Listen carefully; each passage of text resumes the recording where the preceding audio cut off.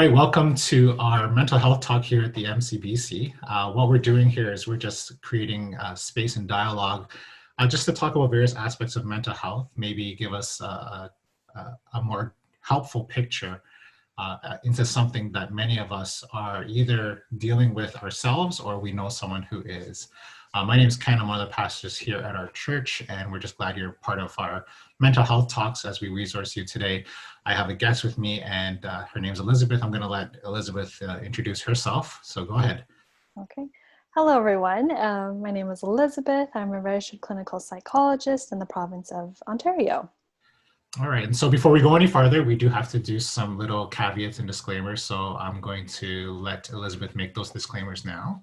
Perfect. Yes. So I just want to mention that this video is for information only, and it's not psychotherapy.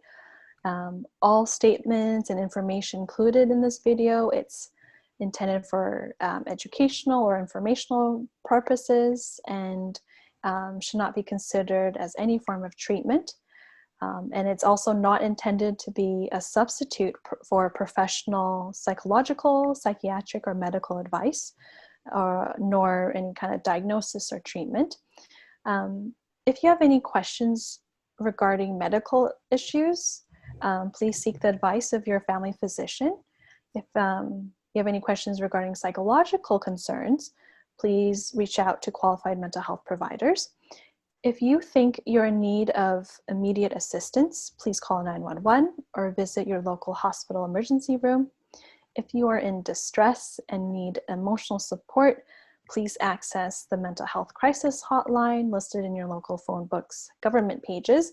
And I do know that we have that information, all the contact information for certain distress lines in the description below as well. Yes. Great. All right. So with that, we're going to just welcome a conversation here as we talk about anxiety and how anxiety can affect our mental health. So one of the things that we were sort of taught or told in our previous years of doing these mental health talks is that anxiety is this spectrum and that everyone falls differently on these spectrums of what can cause anxiety. So maybe from your perspective and from your education, what is anxiety and how are we supposed to view it? Anxiety is that mental and physical state when we are anticipating some kind of future threat. Okay, so what I mean by mental, it's that, ruminating mind, spinning mind, right? You're really worried about something perhaps, or you're just trying to prepare mentally about something that might happen. In terms of physical kind of symptoms, it's that, increased heart rate, perhaps your hands are sweaty, you have butterflies in the stomach, maybe it's actually hard to breathe, and you feel a bit lightheaded.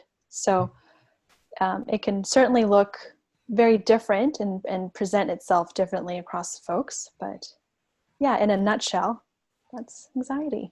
All right. So when a lot of times we talk about anxiety and things that make us feel anxious, at what point does anxiety maybe become clinical or become something we really have to take note of? Right. Yes. And with that, I just want to mention that it's completely normal to feel anxious, right? I mean, we all feel it, right? Every single human being. I think when it becomes a clinical issue, when it becomes so persistent and pervasive that it significantly hinders or impairs our everyday functioning, whether it's with our work or school or our ability to connect and maintain our relationships. Okay. So are there any general warning signs? I know you don't have a full list. You can't give us a full list, but maybe a few warning signs that we can be aware of, whether it's for ourselves or someone that we care about, that we can just maybe keep in mind if someone may be going through anxiety. Right. I think, let's say, if you notice someone or maybe a friend, right, starting to avoid certain situations, right? There's all these various disorders, anxious disorders. One might be just feeling anxious in social situations, right? You might observe someone really struggling to breathe and feeling like they're going to die, right? Things like that, very serious and severe. And so perhaps some things to watch out for.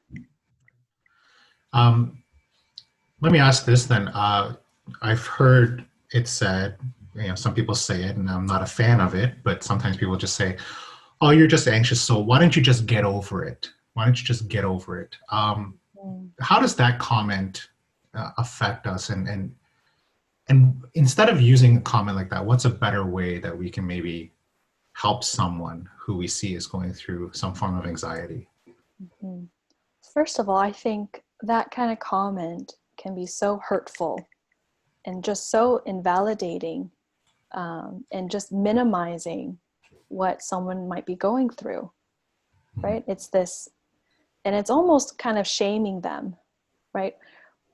Why are you so, why can't you just get over it, right? Just grit your teeth and get over it. So instead of saying something like that, perhaps it's, again, kind of listening to them or asking them, oh, I feel like you're maybe going through a tough time, I'm here to listen, or what would be helpful to you? What can I do?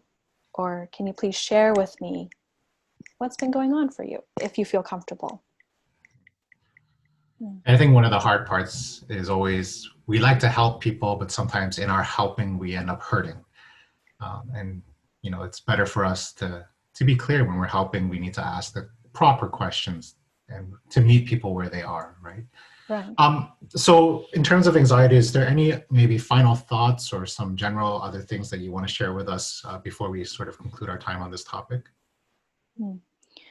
I think, again, it is, as you mentioned, a wide spectrum, right? There's, I think we do need to be a bit mindful of the fact, right, that people feel anxious in their everyday life, right? And especially with COVID, I think it's becoming more and more of a common experience. And so I it's not this immediate kind of thought of, oh gosh, I'm feeling anxious, and so now I have this disorder, right? So I think being aware of, this pandemic and still not really knowing when things will somewhat turn back to normal, if I could encourage, or I think it'd be perhaps helpful to think about certain ways to manage one's anxiety, right? Whether it's going for a walk outside, maybe it's doing some deep breathing exercises, calling a friend or family member. So, yeah. All right, great. Mm-hmm. So we're just going to wrap up our discussion here on this topic of anxiety. Part of why we're doing this is just we want to be able to create a safe space for people to have dialogue. And just a reminder that there's nothing wrong with you if you're going through anxiety, because every one of us does. You're not broken, you're not weak.